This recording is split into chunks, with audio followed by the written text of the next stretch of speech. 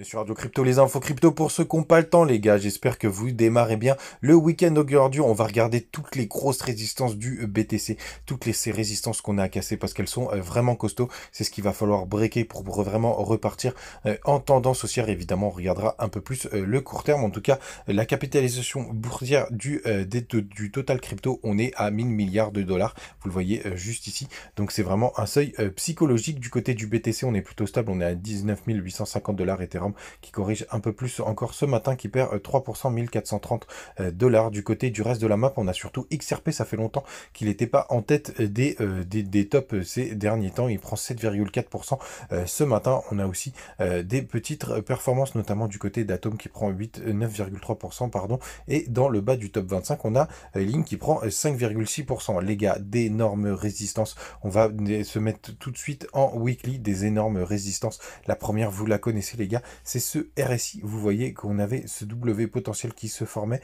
et pour l'instant on n'arrive pas à breaker cette fameuse neckline. On a même été rejeté violemment cette semaine. On va voir ce que ça va donner. Comme d'habitude les gars, pour l'instant ce n'est que de la spéculation puisque la bougie weekly n'est toujours pas clôturée. On va regarder toutes les autres résistances et il y a effectivement cette trendline qu'on a juste là qui correspond au dernier top du BTC, donc aux 69 000 dollars.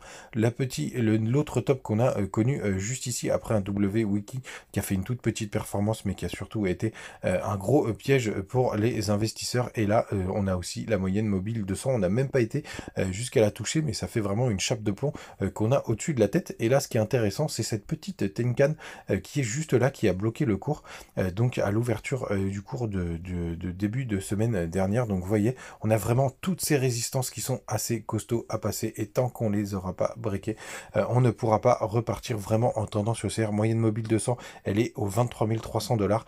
C'est à peu près au même niveau que la trendline qu'on a juste ici. La semaine prochaine, elle sera un peu plus basse puisqu'elle continue de projeter vers le bas et vous avez cette zone RSI aux environs des 37,40 juste là qu'il faudra breaker et si on les break par contre ce serait un magnifique WRSI. Du côté du daily les gars, on descend un peu plus sur les time frames pour l'instant. On est en train de consolider, c'est assez stable. Rien de très intéressant. On va prendre aussi nos intra-amis indicateurs avec les différents Max Pain Price. Donc pour la semaine prochaine.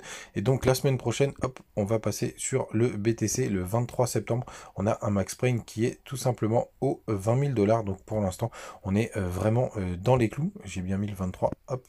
Ouais, j'ai bien, j'avais pas bien mis le 23, hop, voilà, ben, il est à 20 000 dollars aussi, mais surtout, les gars, dans 2 semaines, et c'est là que ça devient intéressant, il est à 24 000 dollars. Donc, est-ce qu'on pourra avoir une respiration sur la deuxième quinzaine du mois de septembre, pardon, ça pourrait être pas mal. Et sachez qu'il y a aussi l'Ethereum, hein, si vous voulez faire le check, vous pouvez le faire juste ici. Et d'ailleurs, l'Ethereum, son max pain dans 2 semaines, pardon, il est à 1600 dollars. Du côté de Coin Analyse, là, je suis sur Ethereum, mais on peut regarder, il y a quand même encore beaucoup de personnes qui sont en long. On est à 71% de mémoire, mais 70% s'achètent un petit peu sur le spot ce matin, mais rien de très folichon. Et surtout, les gars, vous connaissez les mouvements du week-end, il faut s'en méfier. On va quand même regarder aussi du côté du BTC USD Perp de Binance. Souvent, vous me demandez pourquoi je regarde Binance. Tout simplement, c'est quasiment 50% des échanges, voire plus, sur Binance.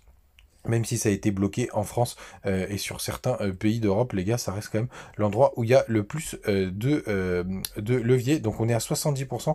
Il y a un petit peu d'open interest du côté des shorts là. Donc il y a pas mal de shorts qui sont en train de s'ouvrir. D'ailleurs, on le voit du côté notamment des fundings, puisque là on est payé pour être en longue, donc ça ouvre pas mal de shorts ce matin, hein, mais pour l'instant les gars, il n'y a pas de quoi crier victoire pour avoir un nouveau pump. En tout cas, c'est pas ce que dit cet indicateur. On peut quand même avoir des petits mouvements pour aller justement piéger tous ces petits shorts tardifs qui ont dû mettre leur stop au-dessus des 20 000 dollars. On va regarder d'ailleurs justement sur ce graphique, les stops ils doivent être accumulés là aujourd'hui juste au-dessus des 20 600 dollars. Alors est-ce qu'on va aller le chercher pour descendre plus bas ou ça permettra de repartir en tendance haussière? On va voir.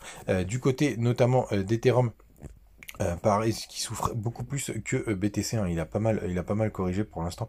The Merge, ça n'a pas fait que des bonnes choses. On va regarder tout de suite. Hop, non, ça c'est Ethereum classique, qui a pas mal corrigé aussi d'ailleurs. Hop là, Ethereum, il est là. Et vous voyez, on pourrait former un petit W juste ici si on arrive à casser hop, là on est en 4 heures, si on arrive à casser les 1458 $, mais pour l'instant les gars, ça tombe et on n'achète pas un couteau qui tombe, même si on est en train de décélérer du côté du MACD. Je sais que aussi en 1 heure il y a pas mal de divergences, parce que vous voyez on descend sur le cours juste là et on remonte sur le RSI.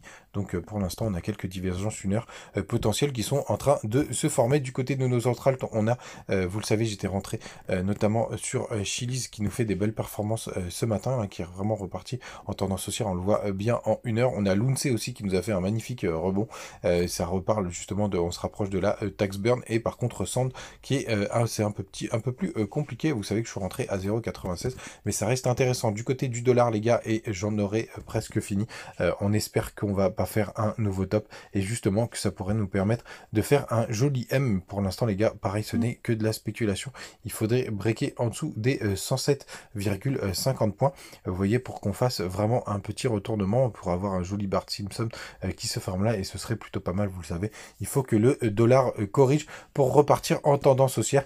Et je vous ai montré toutes les résistances les gars. On est bientôt à la fin du tirage au sort pour gagner 50 USDT sur BitGet. N'hésitez pas à venir nous rejoindre et à tweeter et nous retweeter et mettre votre UID.